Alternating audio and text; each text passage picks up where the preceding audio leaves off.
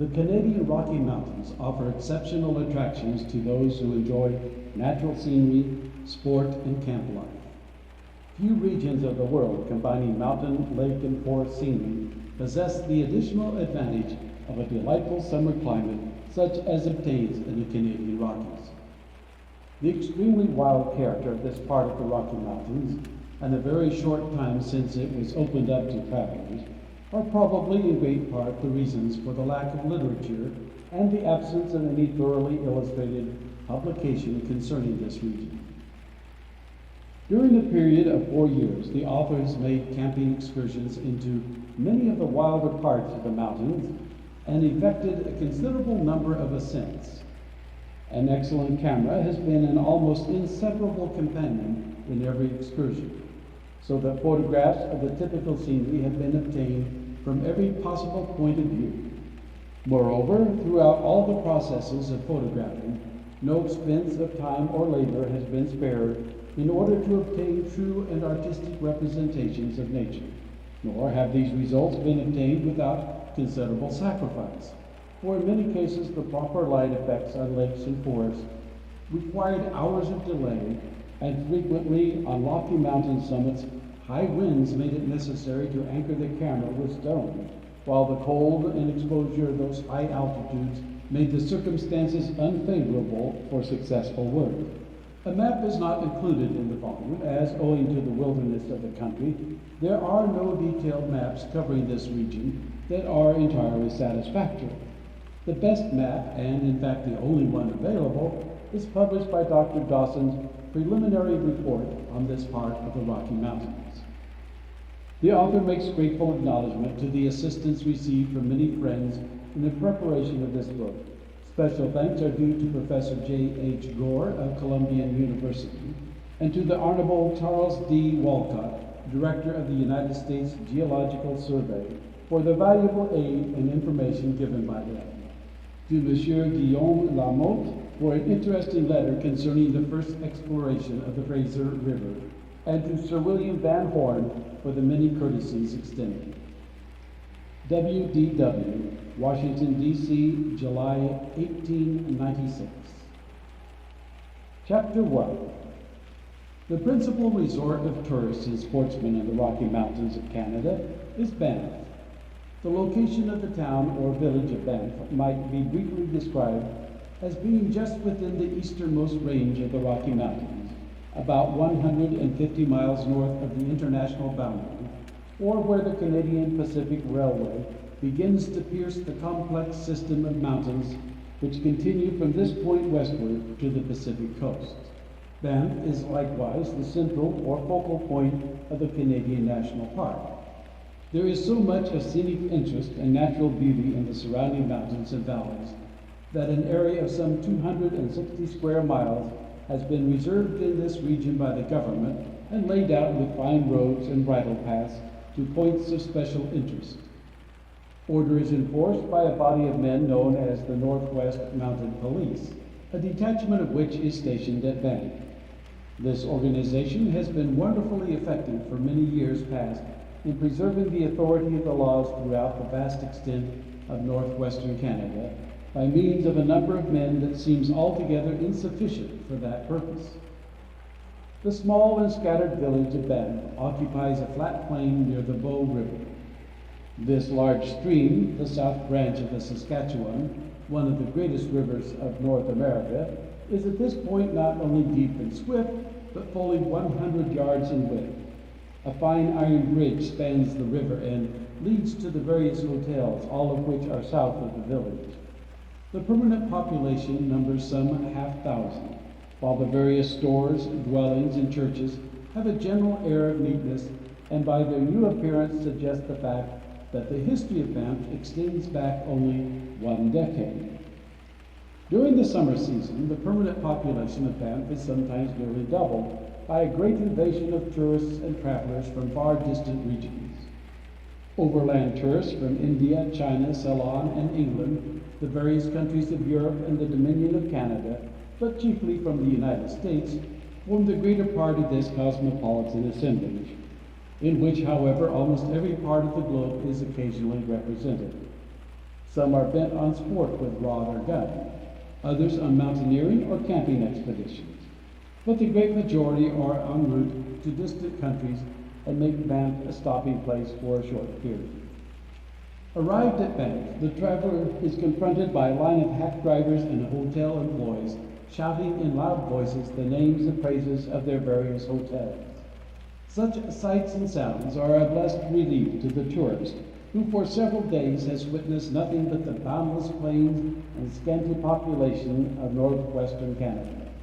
The chorus of rival voices seems almost a welcome back to civilization, and reminds one in a mild degree of some railroad station in a great metropolis.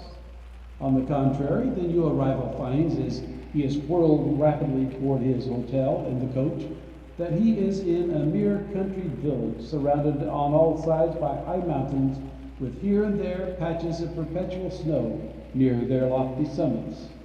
Though the surrounding region, the adjacent mountains and valleys, represent nature in a wild and almost primitive state, one may remain at Banff attended by all the comforts of civilization.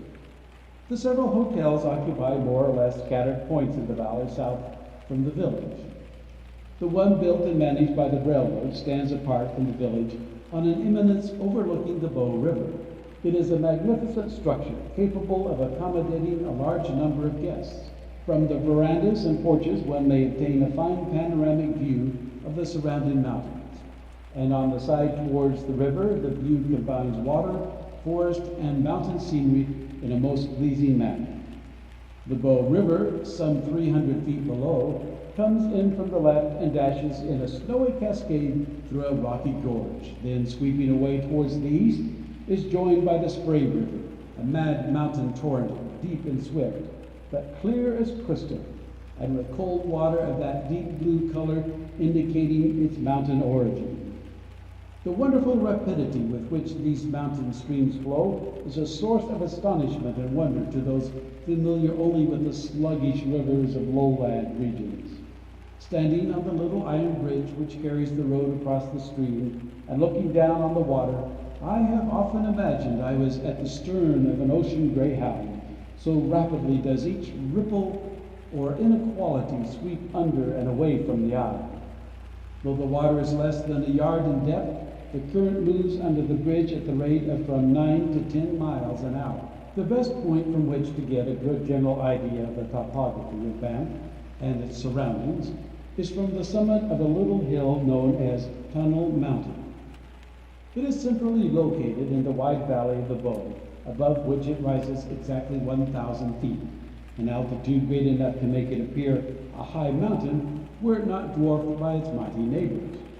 The view from the summit is not of exceeding grandeur, but is well worth the labor of the climb, especially as a good path with occasional seats for the weary makes the walk an easy one. The top of the mountain is still far below the tree line, though the earth is too thin to nourish a rich forest. The soil was all carried away in the ice age, for there are abundant proofs that this mountain was once flooded by a glacier coming down the Bow Valley. The bare limestone of the summit is grooved in great channels pointing straight up the Bow Valley. In some places, scratches made by the ice are visible, and there are many quartz boulders strewed about which have been carried there from some distant region. The meandering course of the Bow River, the village, the hay meadows, and grassy swamps all form a pretty picture in the flat valley below. The eastern face of Tunnel Mountain is well nigh perpendicular.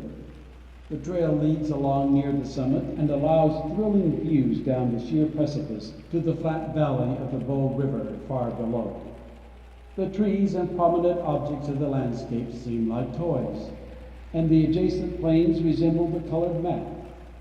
There are no houses or dwellings in view on this side, but a drove of horses grazing contentedly in a pasture near the river, awaiting their turn to be sent out into the mountains in the pack train of some sportsman or mountaineer, gives life and animation to the scene.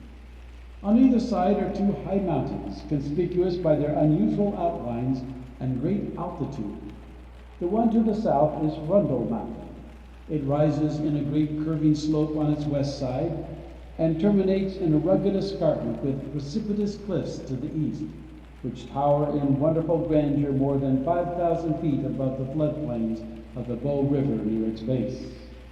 On the opposite side is Cascade Mountain, which is remarkable in being of almost identical height and is in fact just 2 feet lower, as determined by the topographical survey. The name of this mountain was given by reason of a large stream which falls from ledge to ledge down the cliffs of its eastern face in a beautiful cascade. Both this and the Rundle Mountain are composed of the old Devonian and Carboniferous limestones, the strata of which are plainly visible. The structure is that of a great arch or anticline, which has been completely overturned, so that the older beds are above the newer. Several miles towards the east, the end of Devil's Lake may be seen, appearing through a notch in the mountains.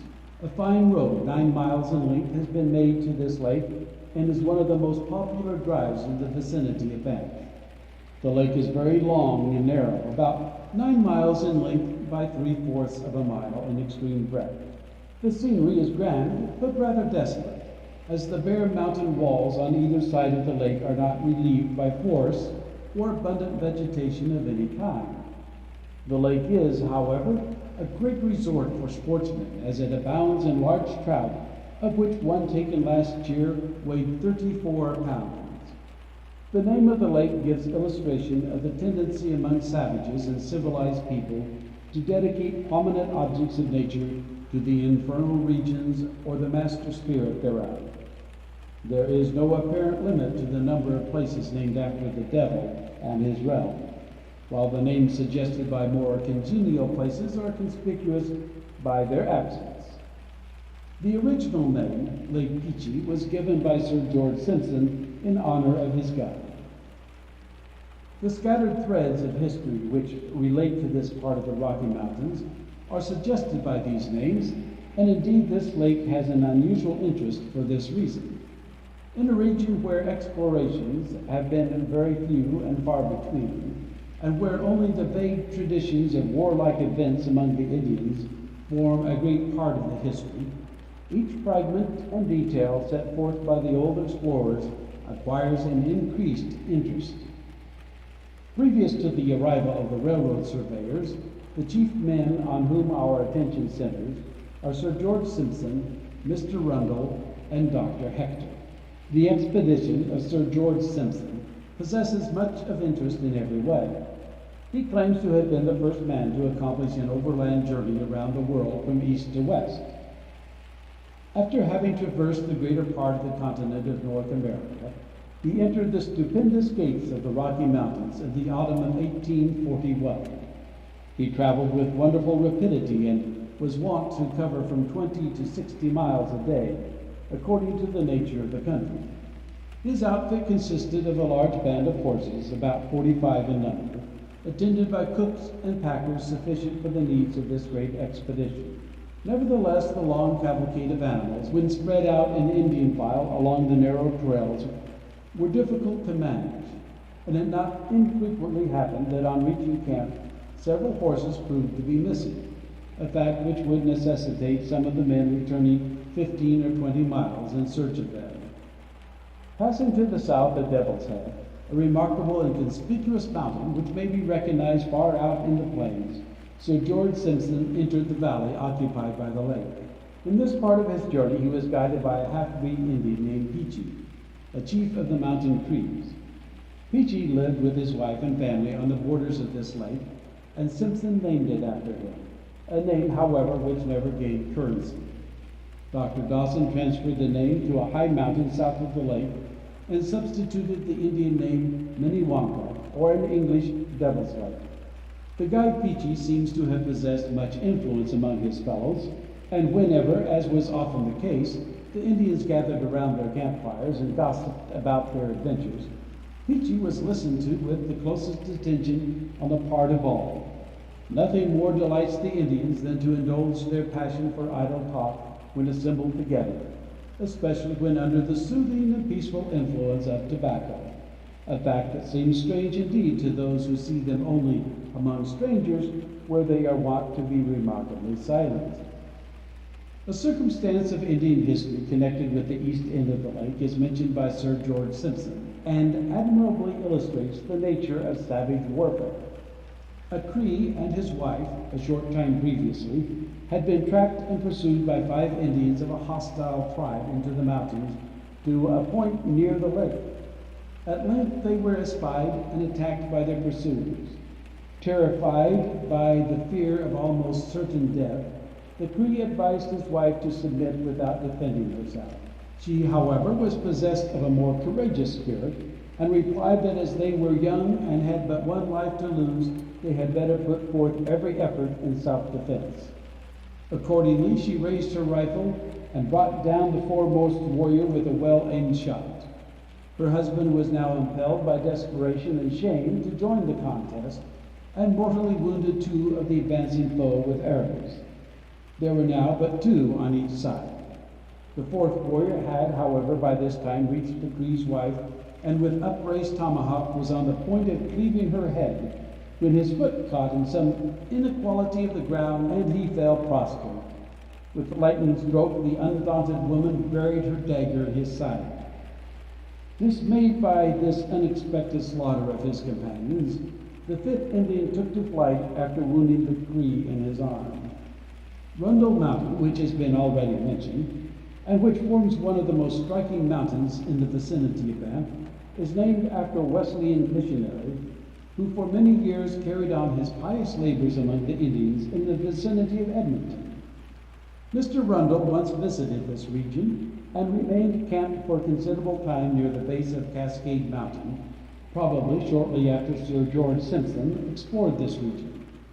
The work of Mr. Rundle among the Indians appears to have been highly successful, if one may judge by the present condition of the Stonies, who are honest, truthful, and but little given to the vices of civilization. Even to this day, the visitor may see them at Banff, dressed in partly civilized, partly savage attire, or on rare occasions decked out in all the feathers and beaded shells and moccasins that go to make up the sum total of savage splendor. Our attention comes at last to Dr. Hector, who was connected with the Palliser expedition. It is exceedingly unfortunate that the Blue Book, in which the vast amount of useful information and interesting adventure connected with this expedition is so clearly set forth, should be now almost out of print. There are no available copies in the United States or Canada, and but very few otherwise accessible. Dr. Hector followed up the Bow River and passed the region now occupied by Banff in the year 1858. He was accompanied by the persevering and ever-popular botanist Bourgeau. Under the magic spell of close observation and clear description, the most commonplace affairs assume an unusual interest in all of Dr. Hector's reports. It is very evident that game was much more abundant in those early days than at present. For instance, Dr. Hector's men shot 2 mountain sheep near the falls of the Bow River, which are but a few minutes' walk from the hotel. Likewise, when making a partial ascent of the Cascade Mountain, Dr. Hector came on a large herd of these noble animals, concerning which so many fabulous tales of their daring leaps down awful precipices have been told. He also mentions an interesting fact about the death of a mountain goat. An Indian had shot a goat when far up on the slope of the Cascade Mountain, but the animal, though badly wounded, managed to work its way around to some inaccessible cliffs near the cascade. Here the poor animal lingered for 7 days with no less than 5 bullets in its body, till at length death came and it fell headlong down the precipice. The climate of Banff during the months of July and August is almost perfection. The high altitude of 4,500 feet above the sea level renders the nights invariably cool and pleasant, while the midday heat rarely reaches 80 degrees in the shade. There is but little rain during this period, and in fact there are but 2 drawbacks: mosquitoes and forest fire smoke. The mosquitoes, however, are only troublesome in the deep woods or by the swampy tracts near the river. The smoke from forest fires frequently becomes so thick as to obscure the mountains and veil them in a yellow pall through which the sun shines with a weird light. An effect of the high northern latitude of this part of the Rocky Mountains is to make the summer days very long. In June and early July, the sun does not set till 9 o'clock, and the twilight is so bright that fine print can be read outdoors till 11 o'clock, and in fact there is more or less light at midnight. In June and September, one never knows what to expect in the way of weather. I shall give two examples which will set forth the possibilities of these months, though one must not imagine that they illustrate the ordinary course of events. In the summer of 1895, after having suffered from a long period of intensely hot weather in the east, I arrived at Banff on the 14th of June. It was snowing, and the station platform was covered to a depth of 6 inches. The next day, however, I ascended Tunnel Mountain and found a most extraordinary combination of summer and winter effects. The snow still remained 10 or 12 inches deep on the mountainside, though it had already nearly disappeared in the valley. Under this wintry mantle were many varieties of beautiful flowers in full bloom, and most conspicuous of all, wild roses in profusion, apparently uninjured by this unusually late snowstorm. I made a sad discovery near the top of the mountain, seeing a little bird fly up from the ground, apparently out from the snow. I examined more closely and observed a narrow snow tunnel leading down to the ground. Removing the snow, I found a nest containing 4 or 5 young birds, all dead, their feeble spark of life chilled away by the damp snow, while the mother bird had been, even when I arrived, vainly trying to nurse them back to life. The storm was said to be very unusual for the time of year.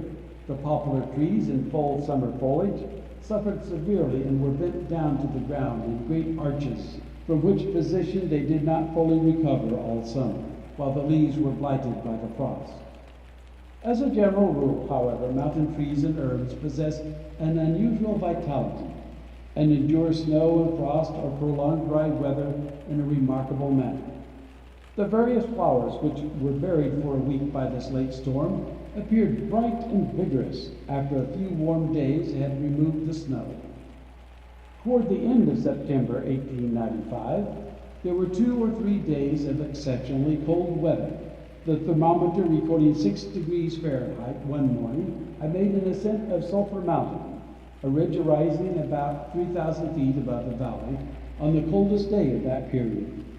The sun shone out of the sky of the clearest blue without a single cloud, except a few scattered wisps of cirrus here and there. The mountain summit is covered with a few straggling spruces, which maintain a bare existence at this altitude. The whole summit of the mountain, the trees and rocks, were covered by a thick mantle of snow, dry and powdery by reason of the severe cold. The chill of the previous night had condensed a beautiful frost over the surface of the snow everywhere. Shining scales of transparent ice, thin as mica, and some half-inch across, stood on edge at all possible angles and reflected the bright sunlight from thousands of brilliant surfaces. This little glimpse of winter was even more pleasing than the view from the summit, for the mountains near Banff do not afford the mountain climber grand panoramas or striking scenery. They tend to run in long, regular ridges, uncrowned by glaciers or extensive snowfields. A never-failing source of amusement to the residents of Banff, as well as to those more experienced in mountain climbing, is afforded by those lately arrived but ambitious tourists who look up at the mountains as though they were little hills and proceed forthwith to scale the very highest peak on the day of their arrival. A few years ago, some gentlemen became possessed of a desire to ascend Cascade Mountain and set off with the intention of returning the next day at noon. Instead of following the advice of those who knew the best route, they would have it that a course over Stony Squaw Mountain and intervening high ridge was far better. They returned 3 days later after having wandered about in burnt timber so long that, begrimed with charcoal, they could not be recognized as white men.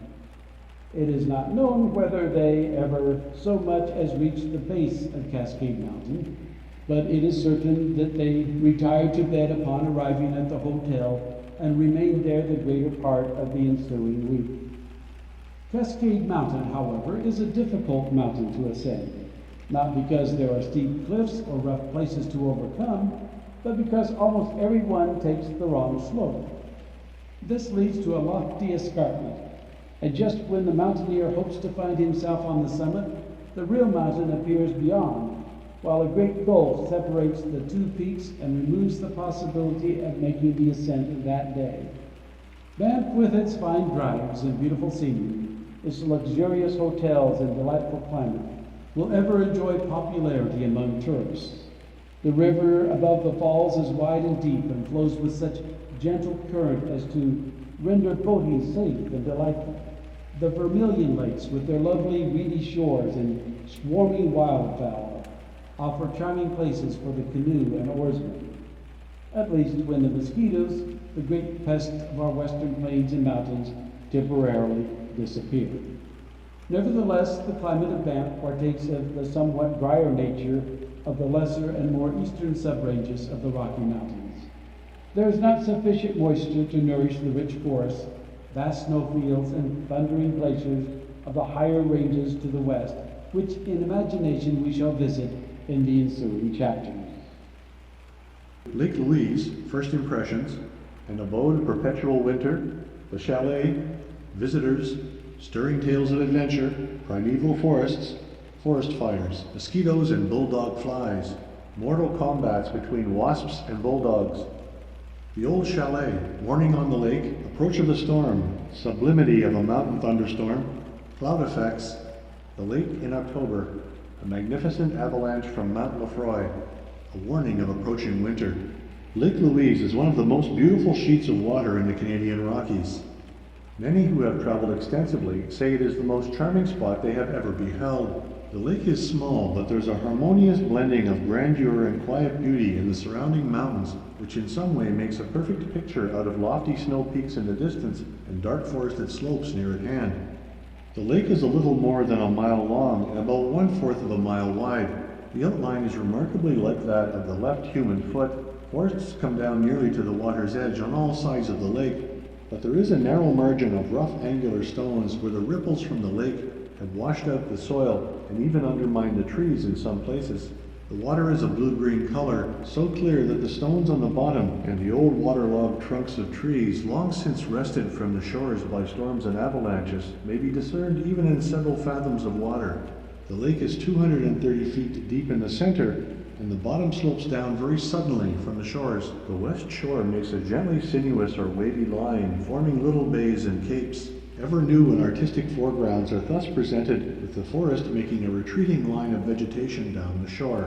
Nothing could be more beautiful than this border of the lake, rough and tangled though it is, with a strange mingling of sharp boulders and prostrate trees covered with moss and half concealed by copses of alder bushes and flowering shrubs. It would be difficult indeed to give even a partial description of the scene. Imagine a cool morning with the rising sun just beginning to touch the surface of a mountain lake. The air is tranquil and calm, so that the glassy surface of the water mirrors the sky and mountains perfectly. In the realm of sound, too, all is repose but for the call of birds near at hand among the balsam trees. From the shores of the lake on either side rise great mountains, showing cliffs and rocky ledges or long sweeping slopes of forest to the tree line. Higher still are bare slopes, crags, ledges, and scattered areas of snow.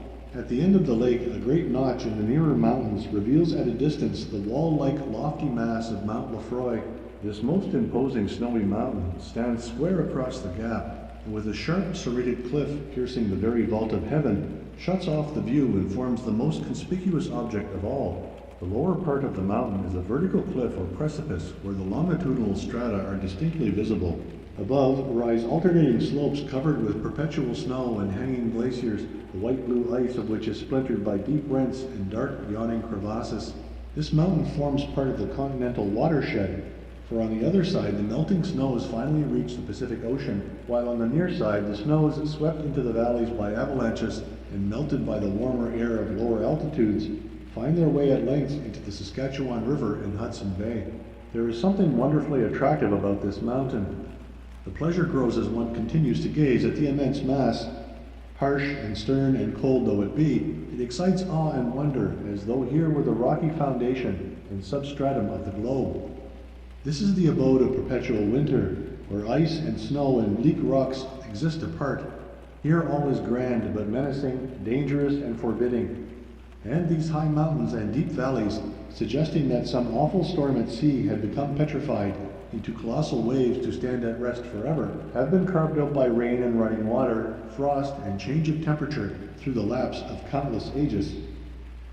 Our attention finally came to the quiet beauty of the surrounding vegetation, where among the scattered skirmishers of the forest are flowering shrubs, and in the more open grassy places forming the swampy borders of the lake are many bright flowers. The white mountain anemones in several varieties, the familiar violets, the yellow columbine with beautiful pendant blossoms, claiming relationship to its eastern cousin with scarlet flowers, the fragrant spiranthes and orchids with pale green flowers resembling insects on a leafy stem, may all be seen in profusion near the north side of the lake. These humble herbs with their gaudy coloring are the growth of a single season, but on all sides are copses of bushy plants which endure the long winter, some of them clad in a garb of evergreen and, like the annual plants, bearing elegant floral creations. The most conspicuous is the sheep laurel, a small bush adorned with a profusion of crimson red flowers, each saucer-shaped, hanging in corymbs among the small green leaves. Various shrubs with white flowers, some small and numerous, others large and scattered, make a contrast to the ever-present laurel, while the most beautiful of all is a species of mountain rhododendron, a large bush, the most elegant among the mountain heaths, with large white flowers in clustered umbels. In early July, this bush may be found here and there, scattered sparingly in the forest in full blossom at the level of Lake Louise, but after this one must seek ever higher on the mountainside as the advancing summer creeps to altitudes where spring is later. The early morning visitor turns with sharpened appetite to the hotel, if we may call it such, a little Swiss chalet of picturesque architecture built on an eminence in full view of the lake. Here the tourist may live in rustic comfort for a day or for weeks, should he desire to prolong his visit. Tourists come sparingly to Lake Louise. Unlike Banff with its varied attractions, there is little here outside of nature, and few have the power to appreciate nature alone. Of those who do come, only a small number really see the lake with its forests and mountains combined in exquisite attractiveness. They see the outlines of mountains, but know not whether they are near or distant, nor whether their scale is measured in yards or miles. They see the water of the lake, but not the reflections in it, the ever-changing effects of light and shade, sun and shadow, ripple and calm. Here are trees tall and slender, but whether they be spruce or pine, larch or hemlock, is all the same. And as to the flowers, some are differently colored from others. A visitor to the lake once asked, in good faith apparently, if the mountains at the head of the lake were not white from chalk. Another, why the water of the stream, which leads out from the lake and rushes in roaring cascades over its rocky channel toward the Bow River, runs so fast downhill. Fortunately, however, those who are not blessed with that ever-present source of pleasure, a love for nature, at least to a slight degree, are exceptional. Nevertheless, that most people lose much pleasure from a lack of close observation is often painfully evident. I have seen altogether several hundred tourists arrive at the lake, coming as they do in small parties or singly from day to day, and have found it a very interesting study to observe their first impressions as the lake bursts on their view. Some remain motionless, studying the details of the scene, usually devoting their chief attention to the lake and forests, but less to the mountains. For mountains are the least appreciated of all the wonders of nature, and are not fully revealed except after years of experience. Others glance briefly and superficially towards the lake, and rush hastily into the chalet for breakfast, balancing their love for nature against hunger for material things in uneven scale. Some remain a week or 10 days, but the great majority spend a single day and leave, feeling that they have exhausted the charms of the place in so short a time. A single day amid surroundings where there are such infinite possibilities of change in cloud and storm, heat and cold, the dazzling glare of noon, or the calm romantic light of a full moon, and the slow progress of the seasons, gives but one picture, a single mood from out 1,000, and it may perchance be the very worst of all. Upon climbing the steps to the open porch of the chalet, and entering the large spacious sitting room, the eye falls at once on a fireplace of old-time proportions, and within its walls of brick, huge logs are burning, with more vigor indeed, but hardly less constancy than the ancient fires of the Vestal Virgins. Around this spacious hearth, visitors and guests gather, for the air at Lake Louise is always sharp at morning and evening. Indeed, frosts are not rare throughout the summer and may occur any week even in July and August. The high altitude of the lake, which is a little more than 5,600 feet above sea level, is in great part the cause of this bracing weather.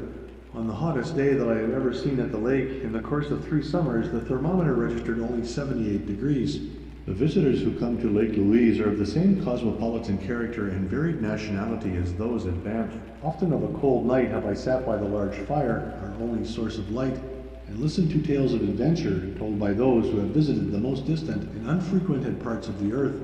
Englishmen who have spent the best years of their life in India were among our entertainers, and while beverages varying in nature according to nationality or tastes of each were passed around, I have heard thrilling accounts of leopard and tiger hunts in the jungle, blood-curdling tales of treachery and massacre or daring exploits in the Indian Wars, and rare experiences in unknown parts of Kashmir and Tibet. Though the great majority of visitors to the lake are strangers, there are some half-dozen whose familiar faces reappear each successive season. Like pilgrims, they make this region the termination of a long annual journey, and here worship in temples not built by human hands.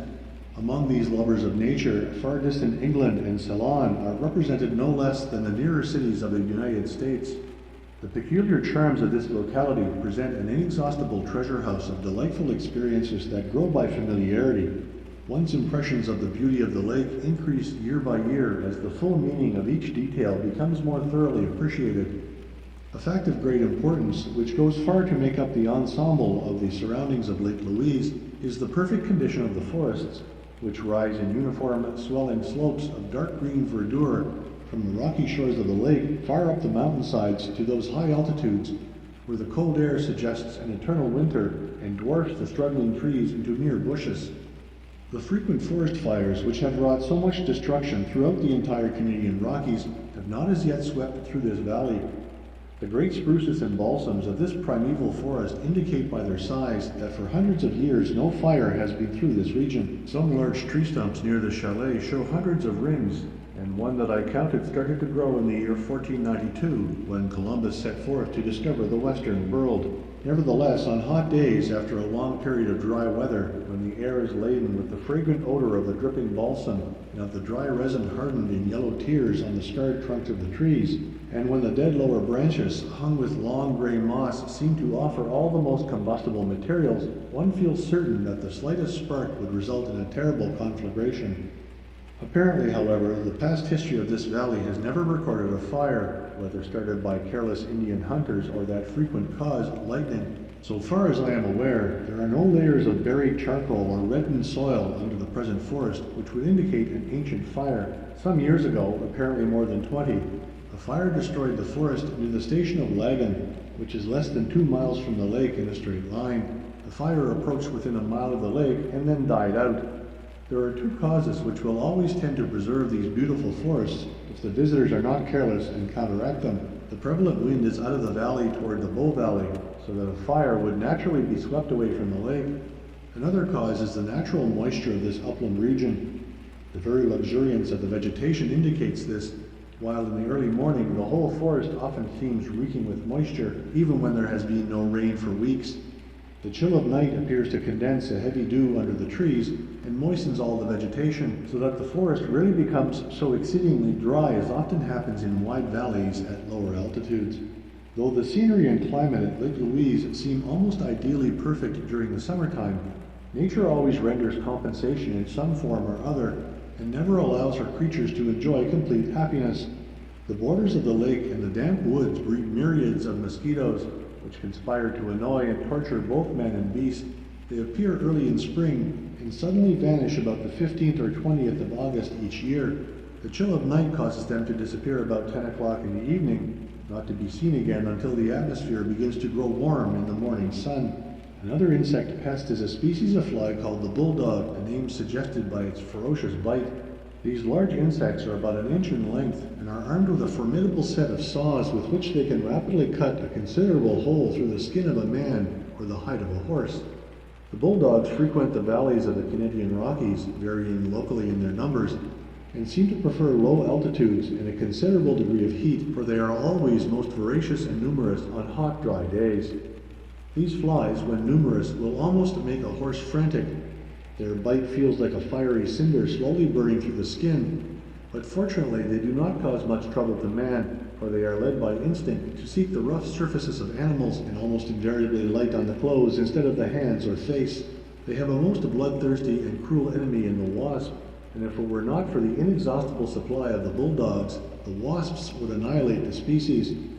Nothing in the habits of insects could be more interesting than the strange manner in which the wasps set out deliberately in pursuit of a bulldog fly, to overtake and seize the clumsy victim in mid-air. Both insects fall to the ground with a terrible buzzing and much circling about while the mad contest goes on. Meanwhile, the wasp works with the rapidity of lightning, and with its sharp, powerful jaws dissevers legs and wings, which fall scattered in the melee till the bulldog is rendered helpless and immovable. Last of all, the wasp cuts off the head of its victim, then leaves the lifeless and limbless body in order to continue the chase. I have seen a wasp thus dismember and kill one of these large flies in less than 30 seconds.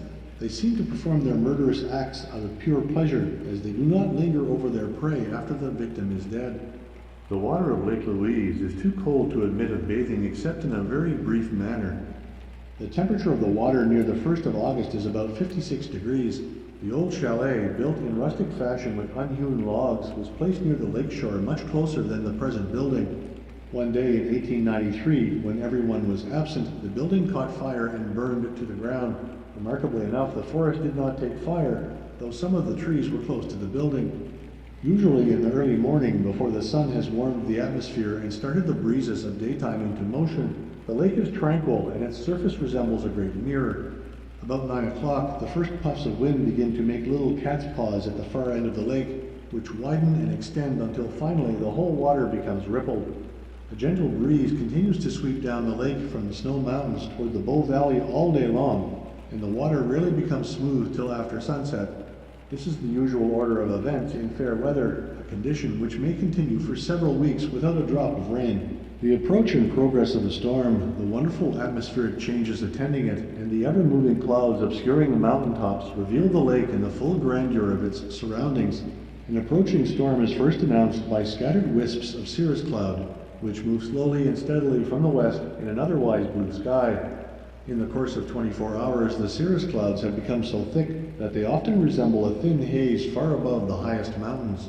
The sun with paled light can no longer pierce this ever-thickening hazy veil. The wind blows soft and warm from out the south or southwest, and generally brings up the smoke of forest fires from the Pacific coast, and renders the atmosphere still more obscure, till at length the sun appears like a great ball of brass set in a coppery sky. The trees and grass appear to change their color and assume a strange vivid shade of green in the weird light. Sometimes light feathery ashes are wafted over the high mountains south of the lake and settle down gently like flakes of snow.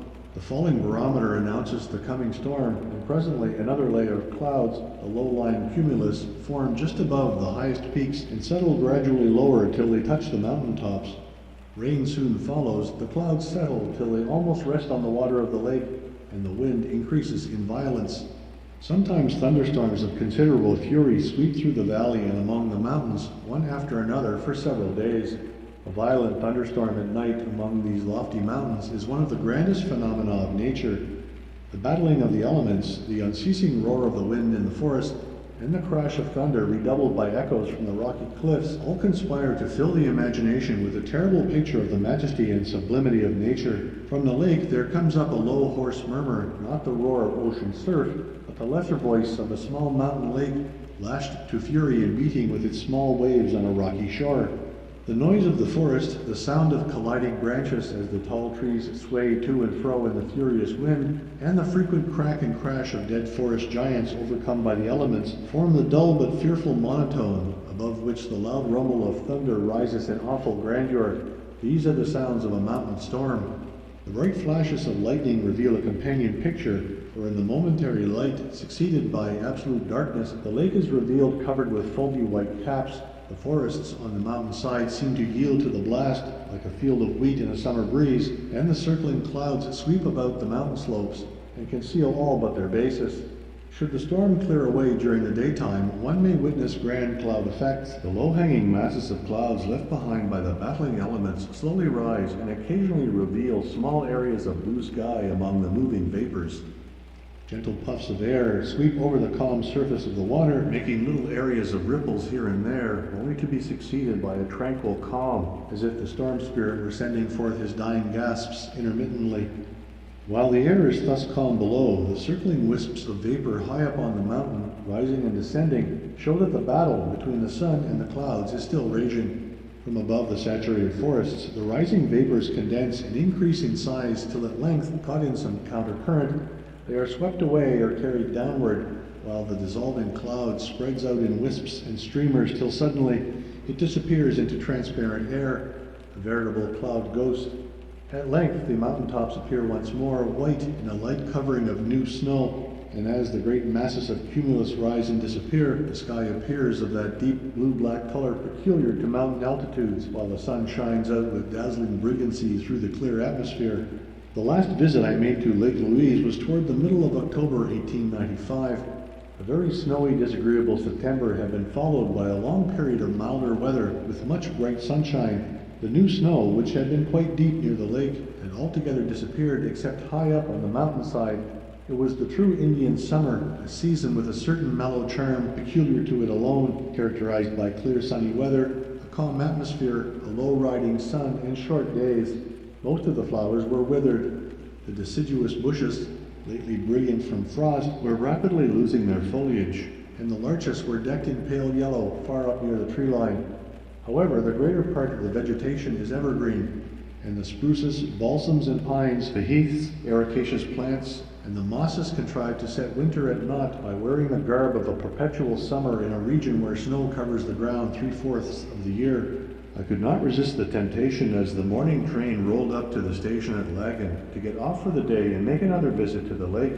The sunrise had been unusually brilliant, and there was every promise of a fine day. There is rarely much color at sunrise or sunset in the mountains. The dry, clear atmosphere has little power to break up the white light into rainbow colors and give the brilliancy of coloring to be seen near the seacoast or in the lowlands. The tints are like the air itself, pure, cold, and clear. With more truth, they might be called delicate shades or color suggestions.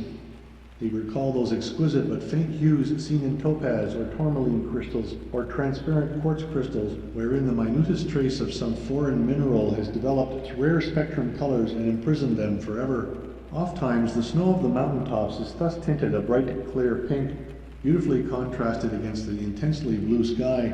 I have never seen a deep red on the mountains or clouds at these altitudes. The effect of forest fire smoke is to give muddy colors. The sun resembles a brazen globe, and the sky becomes coppery in appearance. After breakfast at the station house, I set off over the hard frozen road toward the lake. I carried my camera and luncheon on my back, my only companion being a small dog which appeared ready for exercise. The air was frosty and cold.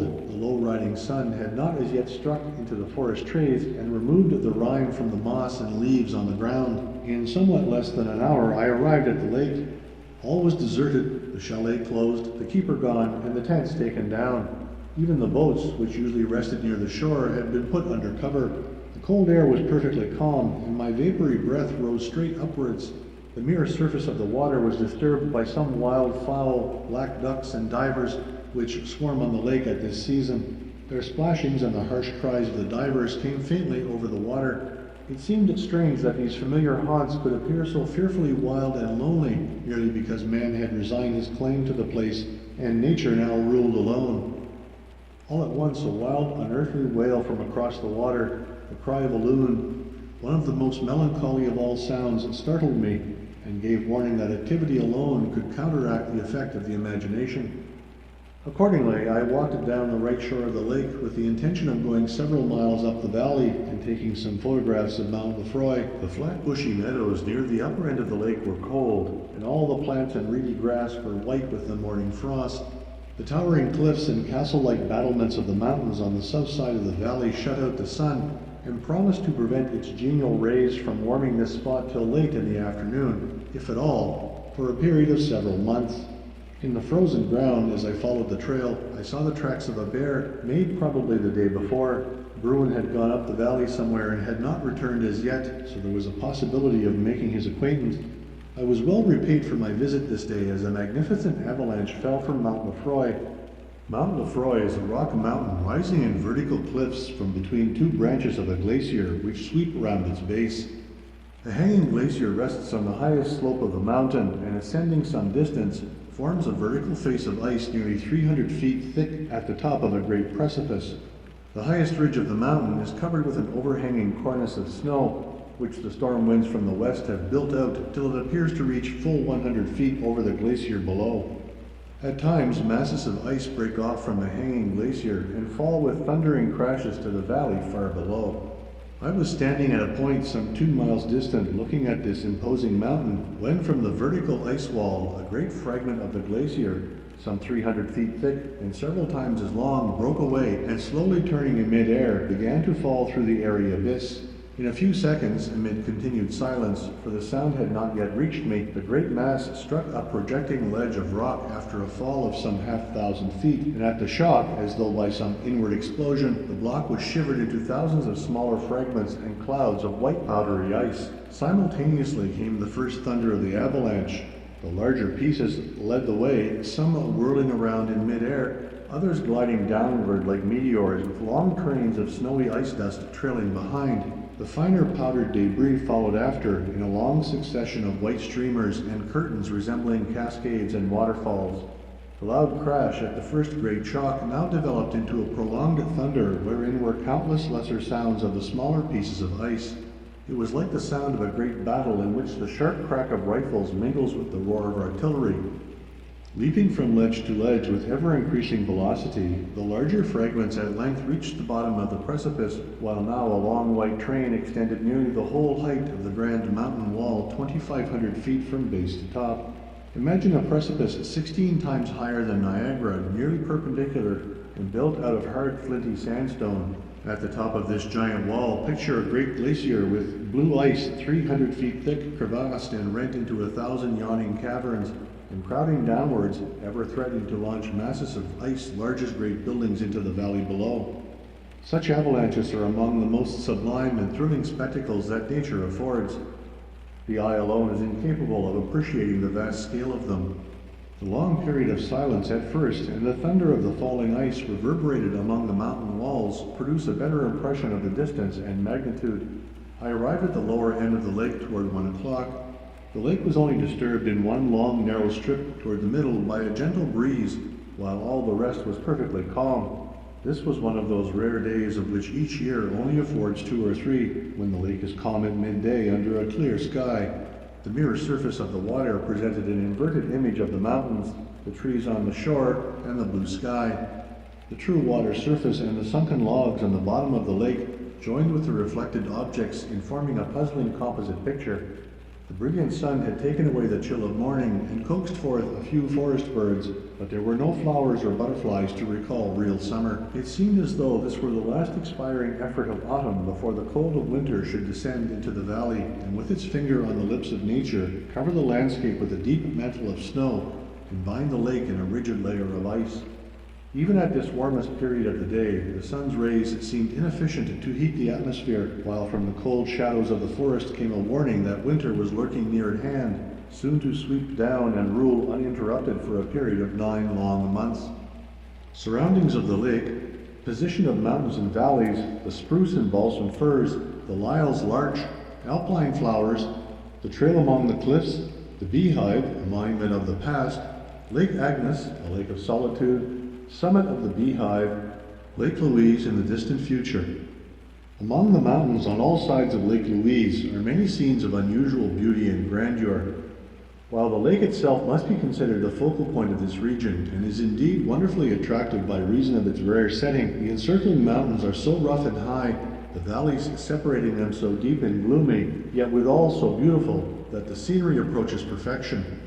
The forces of nature have here wrought to their utmost and thrown together in apparently wild confusion some of the highest mountains in Canada, and carved out a gloomy gorge and rocky precipice till the eye becomes lost in the complexity of it all. Lakes and waterfalls reveal themselves among the rich, dark forests of the valleys and afford beautiful foregrounds to the distant snow mountains, which seem to tower ever higher as one ascends.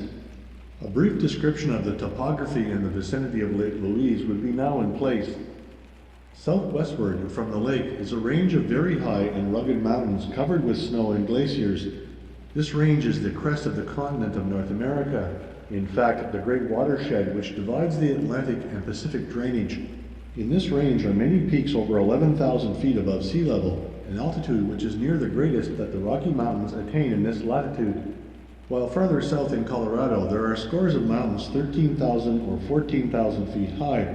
It must be remembered that no mountains in Canada between the international boundary and the railroad have yet been discovered that reach 12,000 feet. Nevertheless, these mountains of lesser altitude are far more impressive and apparently much higher because of their steep sides and extensive fields of perpetual snow. This great range forming the continental watershed runs parallel to the general trend of the Rocky Mountains of Canada, or about northwest and southeast. Several spur ranges branch off at right angles from the central mass and run northeast 5 or 6 miles. Between these spur ranges are short valleys which all enter into the wide valley of the Bow. Lake Louise occupies one of these lesser valleys. The several lateral valleys are all comparatively near Lake Louise and differ remarkably in the character of the scenery and vegetation. One is beautiful and richly covered with forests, another desolate and fearfully wild. The valley of Lake Louise contains in all 3 lakes, of which the smallest is but a mere pool, some 75 yards across. Far up on the mountainside to the north of Lake Louise, 2 little lakes were discovered many years ago. They are now to the visitor who spends but one day almost the chief point of interest in this region.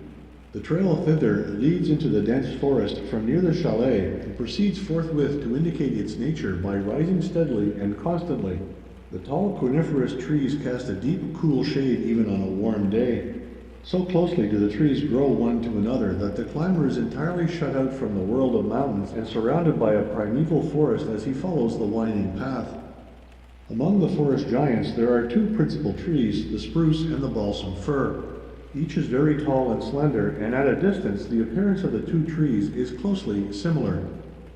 The spruce is the characteristic tree of the Rockies and is found everywhere. It reaches a height of 75 or 100 feet in a single tapering bole, closely beset with small, short branches bent slightly downward as though better to withstand the burden of snow in winter. In open places, the lower branches spread out and touch the ground, but in forests they die and leave a free passage between the trees.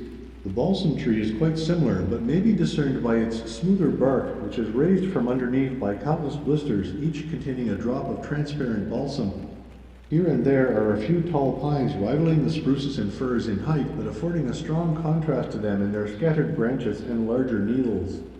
The ground is covered with underbrush tangled in a dense luxuriance of vegetable life and partly concealing the ancient trunks of fallen trees long since covered with moss and now slowly decaying into a red vegetable mold.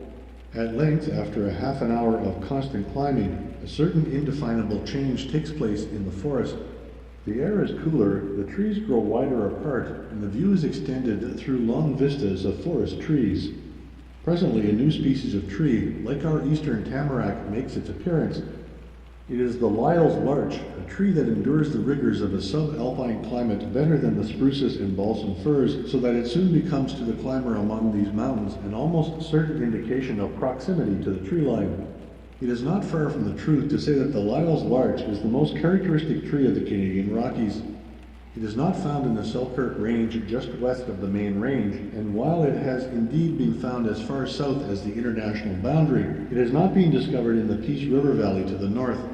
Restricted in latitude, it grows on the main range of the Rockies only at a great altitude. Here on the borderland between the vegetable and mineral kingdoms, it forms a narrow fringe at the tree line, and in autumn its needles turn bright yellow and mark a conspicuous band around all the cliffs and mountain slopes at about 7,000 feet above sea level. Its soft needles, gathered in scattered fascicles, are set along the rough and tortuous branches, affording a scanty shade, but permitting of charming glimpses of distant mountains, clouds, and sky among its great branches and light green foliage. It seems incapable of sending up a tall, slender stem, but branches out irregularly and presents an infinite variety of forms. Possibly for this reason, the larch cannot contest with the slender spruces and firs of the valley, where it would be crowded out of light and sun among its taller rivals. Presently, the trail leads from out the forest and crosses an open slope where some years ago a great snowslide swept down and stripped the trees from the mountainside.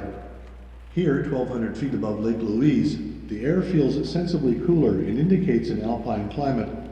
The mountains now reveal themselves in far grander proportions than from below, as they burst suddenly on the view. Nature has already made compensation for the destroyed forest by clothing this slope with a profusion of wildflowers, though much different in character from those at Lake Louise. Alpine plants and several varieties of heather in varying shades of red or pink, and even white, cover the ground with their elegant coloring. One form of heath resembles almost perfectly the true heather of Scotland, and by its abundance recalls the rolling hills and flowery highlands of that historic land. The retreating snowbanks of June and July are closely followed by the advancing column of mountain flowers, which must needs blossom, bear fruit, and die in the short summer of 2 months' duration. One may thus often find plants in full blossom within a yard of some retreating snowdrift. On reaching the farther side of the bare track of the avalanche, the trail begins to lead along the face of craggy cliffs like some llama path of the Andes. The mossy ledges are in some places damp and glistening with trickling springs where the climber may quench his thirst with the purest and coldest water. Wherever there is the slightest possible foothold, the trees have established themselves, sometimes on the very verge of the precipice, so that their spreading branches lean out over the airy abyss, while their bare roots are flattened in the joints and fractures of the cliff or knit around the rocky projections like writhing serpents. More than 400 feet below is a small circular pond of clear water, blue and brilliant like a sapphire crystal. Its calm surface, rarely disturbed by mountain breezes, reflects the surrounding trees and rocks sharp and distinct as it nestles in peace at the very base of a great rock tower, the Beehive. Carved out from flinty sandstone, this tapering cone, if such a thing there be, with horizontal strata clearly marked, resembles indeed a giant beehive. Round its base are green forests, and its summit is adorned by larches, while between are the smooth precipices of its sides, too steep for any tree or clinging plant. What suggestions may not this ancient pile afford? Antiquity is of man, but these cliffs partake more of the eternal, existing forever. Their nearly horizontal strata were formed in the Cambrian age, which geologists tell us was 50 or 60 millions of years ago. Far back in those dim ages, when the sea swarmed with only the lower forms of life, the fine sand was slowly and constantly settling to the bottom of the ocean and building up vast deposits which now are represented by the strata of this mountain. Solidified and made into flinty rock, after the lapse of ages, these deposits were lifted above the ocean level by the irresistible crushing force of the contracting earth crust. Rain and frost and moving ice have sculptured out from this vast block monuments of varied form and aspect, which we call mountains. Just to one side of the Beehive, a graceful waterfall dashes over a series of ledges, and in many a leap and cascade finds its way into Mirror Lake. This stream flows out from Lake Agnes, whither the trail leads by a short, steep descent through the forest. Lake Agnes is a wild mountain tarn imprisoned between gloomy cliffs bare and cheerless. Destitute of trees and nearly unrelieved by any vegetation whatsoever, these mountain walls present a stern monotony of color. The lake, however, affords one view that is more pleasant. One should walk down the right shore a few hundred feet and look to the north. Here the shores formed of large angular blocks of stone are pleasantly contrasted with the fringe of trees in the distance. The solitary visitor to the lake is soon oppressed with a terrible sensation of utter loneliness. Everything in the surroundings is gloomy and silent, save for the sound of a trickling rivulet, which falls over some rocky ledges on the right of the lake. The faint pattering sound is echoed back by the opposite cliffs, and seems to fill the air with a murmur so faint, and yet so distinct, that it suggests something supernatural. The occasional shrill whistle of a marmot breaks the silence in a startling and sudden manner. A visitor to this lake once cut short his stay most unexpectedly, and hastened back to the chalet upon hearing one of these loud whistles, which he thought was the signal of bandits or Indians who were about to attack him. Lake Agnes is a narrow sheet of water said to be unfathomable, as indeed is the case with all lakes before they are sounded. It is about 1/3 of a mile in length, and occupies a typical rock basin, a kind of formation that has been the theme of heated discussion among geologists. The water is cold, of a green color, and so pellucid that the rough rocky bottom may be seen at great depths. The lake is most beautiful in early July before the snowbanks around its edge have disappeared. Then the double picture made by the irregular patches of snow on the bare rocks and their reflected image in the water gives most artistic effects. From the lakeshore one may ascend the Beehive in about a quarter of an hour. The pitch is very steep, but the ascent is easy and exhilarating, for the outcropping ledges of sandstone seem to afford a natural staircase, though with irregular steps. Everywhere are bushes and smaller woody plants of various heaths, the tough, strong branches of which, grasped in the hand, serve to assist the climber, while occasional trees with roots looped and knotted over the rocks still further facilitate the ascent. Arrived on the flat summit, the climber is rewarded for his toil.